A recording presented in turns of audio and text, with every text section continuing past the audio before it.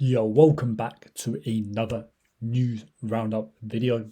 Before we go into today's topics, Isak, Hugo Etika, Diaz, Nunez getting linked to Saudi Arabia.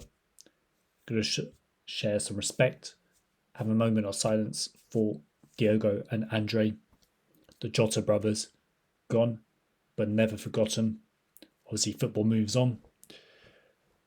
People, maybe not a Liverpool fan base, but a lot of fans they'll forget. But I want to keep these guys in our thoughts, and especially to their families as well. So yeah, without further ado, let's get into it. So basically, Newcastle, they put in a bid for Hugo Etika now. 70 million euros. Personally, this guy's a little bit unproven for me. And if we're going to pay top money for a striker, rather get someone who's a little bit more proven. But Newcastle are bringing this guy in, which probably means they have concerns about Isak leaving, right? I think that's what everyone kind of assumed. Because in today's kind of climate, it's hard to play two strikers with the kind of formations you have. Basically, most teams play 4-3-3, 4-2-3-1. The days of kind of having a 4-4-2 formation, they're kind of dying out. But then later on, it's basically confirmed that Liverpool are going to make a approach for Alexander Isak.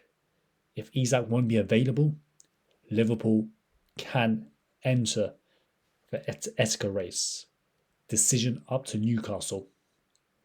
But Newcastle, they don't want to sell. So this to me is a huge power play. I think Isak is Liverpool's number one choice for strikers. Makes sense. Premier League proven. Top goal scorer. Fantastic attributes. The only thing I kind of worry about with him is maybe his injury record. A player that tall, that big, with the pace he's got. Players like that are kind of prone to picking up injuries. But if you can get Isak through the door, I don't think there's really anyone in the world where, especially when it comes to strikers, proven goal scorers with such good attributes, there's no one really about really. So there's a huge power play. If Newcastle want to sell, if they sell him now, they're going to get the best price possible. They'll be able to bring in a replacement. And the fact that Liverpool are willing to put in a bid, this tells me that Isak is probably been talking to Liverpool kind of the agents. They're not going to go put in a bid, putting all this effort in if the player has no interest towards making a move. So yeah, let's make this move happen. It will be a fantastic piece of business. Next up, we got some bad news here. Kenate, to me, looks like he's probably looking to angle away for a free transfer move to Real Madrid. Real Madrid probably one of his dream clubs to go to. I think got loads of centre backs as well in Madrid, so I don't know. I don't see him paying up the money to get him this summer. Personally, I think Liverpool should just be ruthless. Sign a contract or you don't play. But it's tricky because then you go into the centre back market. There's not that many options available. I think Liverpool should try and bring in Margehi. But yeah, Madrid are basically all over this kind of Kenate situation, monitoring him, and all the kind of signals we're picking up.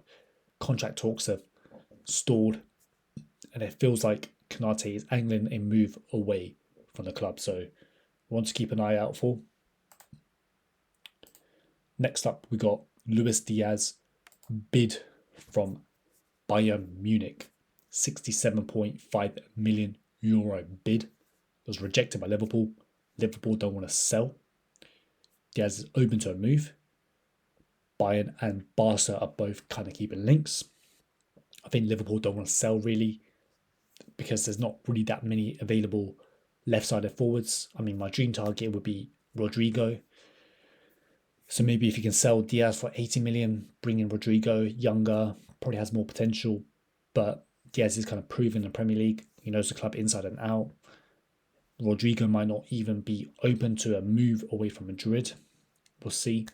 He might be more interested in other clubs. And the fact that Liverpool kind of not willing to sell, this kind of tells me that they kind of want to either get a really, really, really good price for him, like 80, 90 million, and then you have a guaranteed replacement coming in. But it seems like Liverpool do want to keep Diaz, keep Gakpo, Diaz, and kind of put more of their efforts and energy into other positions. So next up on the agenda, Darwin Núñez. Now, this is good for Liverpool fans. Saudi Pro League are interested in Darwin Núñez. Napoli have bought in another striker. So here they bought in Lorenzo Luca. So this kind of tells me that the stalling point of maybe the money that Liverpool want for Nunez, that's kind of been the roadblock for this transfer. Napoli, they got Lukaku as well. And I think if Liverpool sell to Saudi Arabia, they can get more money for him. They can get a higher transfer fee. So I think this is better for the club. This point of view.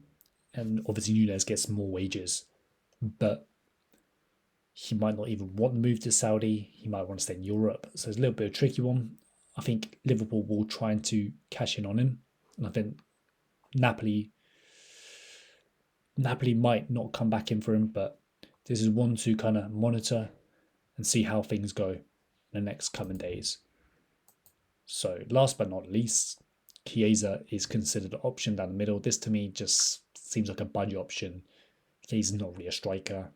This is more like an emergency situation. Can't bring the key targets or anything like that. But yeah, super duper appreciate all the support. Make sure to like, share, comment, sub, and all that stuff. Catch you guys in the next one.